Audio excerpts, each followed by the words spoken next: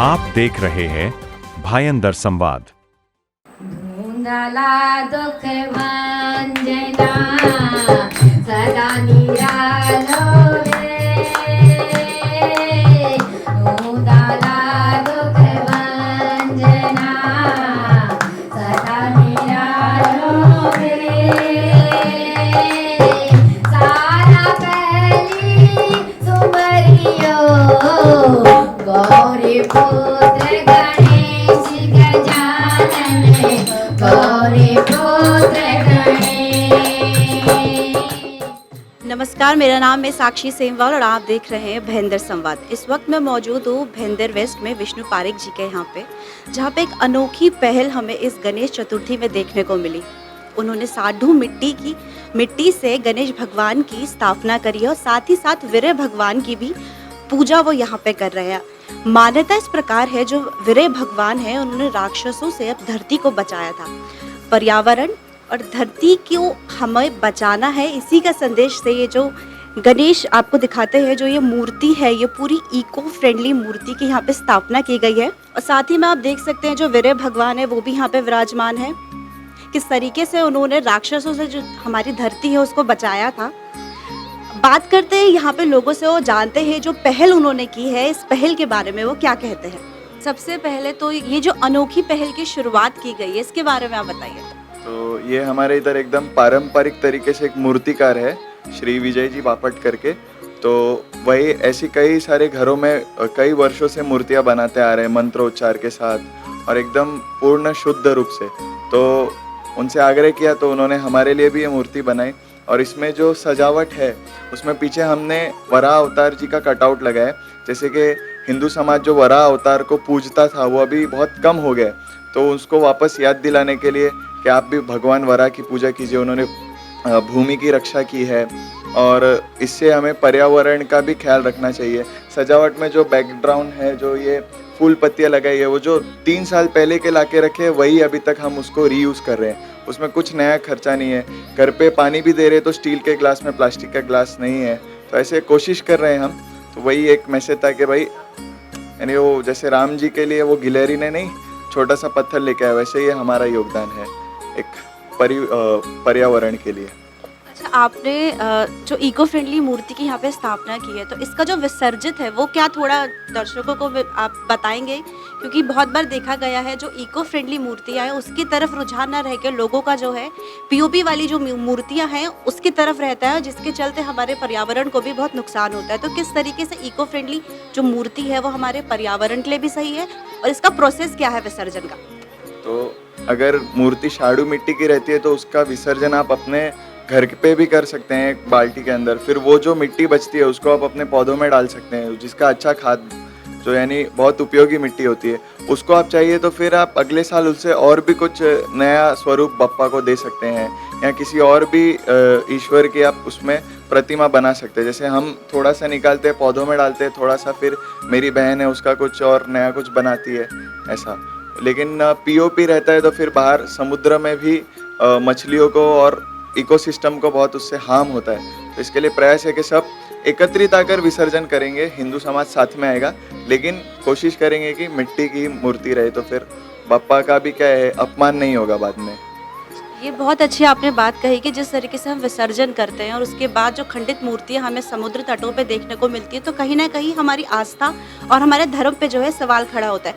बहुत यंग है आप, लेकिन फिर भी इस तरीके से धार्मिक समझ आपको भगवान की, इस तरीके से समझ क्या कहना चाहेंगे? किसका मतलब इसमें घर वालों से आपको ये शिक्षा मिली है या फिर आपका रुझान जो है वो अपने सनातन धर्म में या धार्मिक चीज़ों पर रहा है?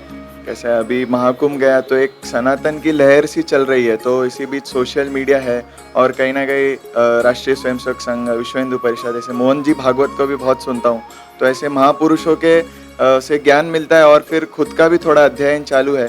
तो ऐसे लगता है कि नहीं, हम हिंदू करके युवा है, हमारा उत्सव है, तो हमें ही इसके में जिम्मेदारी लेकर के आगे बढ़ के काम करना पड़ेगा, कुछ ना कुछ सुधारना पड़ेगा, कुछ ना कुछ नई चीज़ें हैं वो भी लानी पड़ेगी। ऐसा युवाओं को आखिरी में क्या संदेश देना चाहेंगे जो कहीं ना कहीं अपनी जो रूट्स हैं, जो अपना कल्चर है, उनसे छूटते जा रहे हैं? युवाओं में तो जैसे आजकल युवा के लिए एक नया शब्द है जेनजी।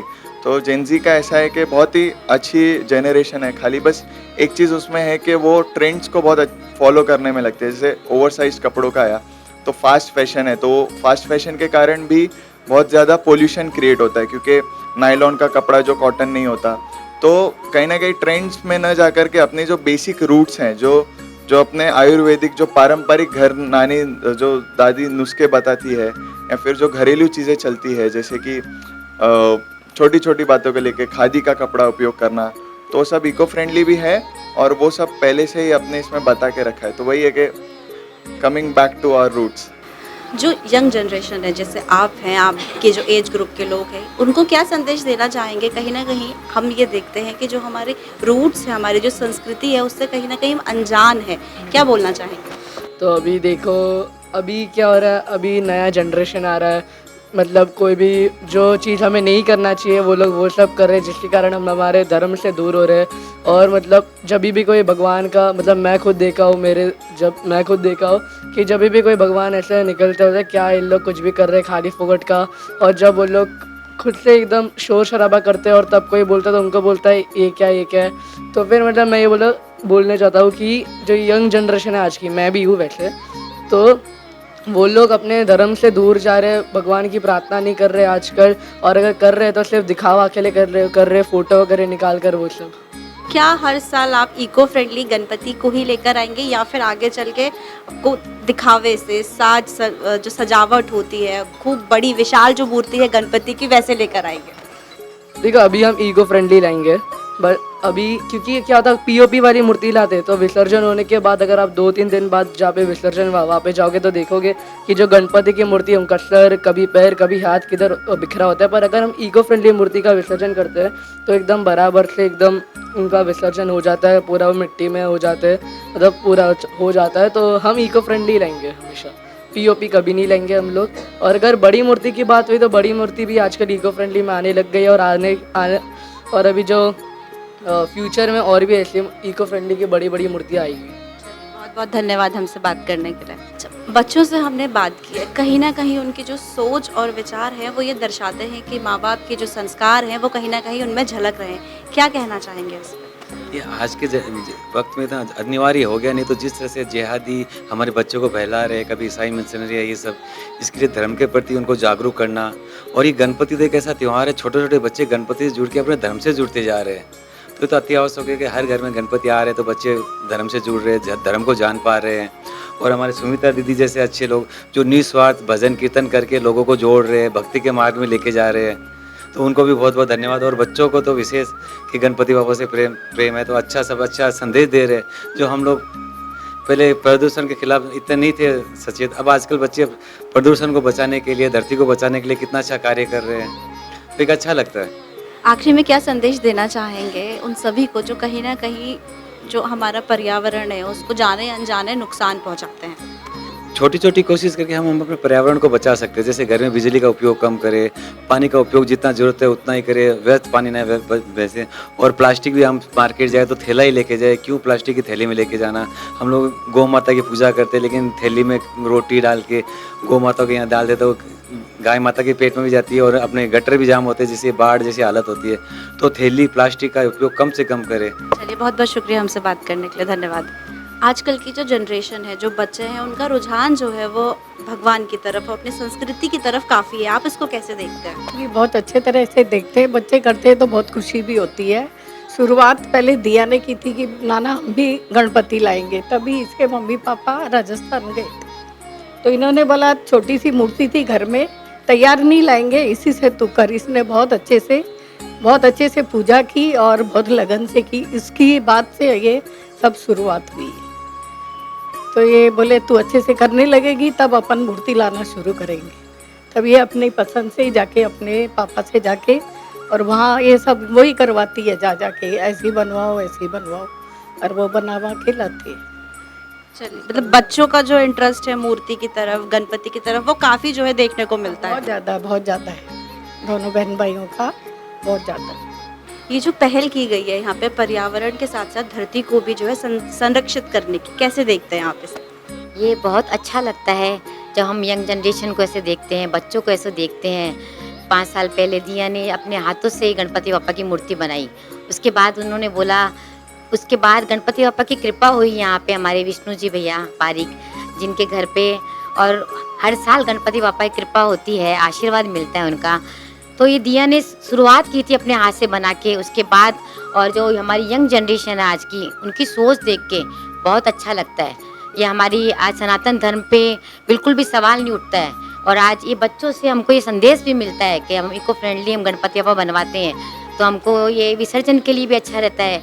हम पीओपी से इतनी बड़ी बड़ी मूर्तियाँ जो दिखावट के लिए करते हैं वो बिल्कुल भी नहीं अच्छा लगता। उससे आप खुद ये चीज़ नोट कीजिए कि जब पीओपी जब विसर्जन होता है उसके बाद 2 या 3 दिन बाद कितनी ज़्यादा गर्मी होती है, वो सब उसी का असर होता है। तो ये सबके लिए संदेश है कि आप बाबा श्याम की सेवा करने को मिली है, माता की सेवा करने को मिली है। बस इतना ही सब बोलूँगी। Thank you so much. अच्छा, आखिरी में कोई भी एक भजन, क्योंकि गणेश उत्सव जो है हम मना रहे हैं यहाँ पे, कोई भी एक भजन जो अगर आप सुना दे, 2 लाइनें चाहे आप गुनगुना दे। गणपति बापा के लिए बोलूँगी, 2 शब्द बोलूँगी। गौरी नंदन थारो अभिनंदन करे सारो संसार, गौरी नंदन थारो अभिनंदन करे सारो संसार, गजानन आने पधारो लड़ावा लाड में थारो, गजानन आने पधारो लड़ावा लाडे में थारो। बोल गणेश जी महाराज की, बोल खाटू नरेश की जय। तो देखा आपने, संदेश बिल्कुल स्पष्ट है। गणेश उत्सव जो है वो केवल उत्साह और पर्व केवल इसलिए नहीं है कि हमें उसको इस तरीके से मनाना है कि अपने अपने पर्यावरण को जो है दूषित करना है। ये संदेश देता है कि किस तरीके से हमें इको फ्रेंडली गणपति को यूज़ करके पर्यावरण को संरक्षित करना है और अपनी धरती को भी बचाना है। मेरा भयंदर की तमाम ऐसी छोटी बड़ी खबरों के लिए देखते रहे भयंदर संवाद। बोल गणेश जी महाराज की, बोल खाटू नरेश की। मेरा भाईदा से जुड़ी खबरों को जानने के लिए आप हमारे चैनल को लाइक, शेयर और सब्सक्राइब करें। आप देख रहे हैं भायंदर संवाद।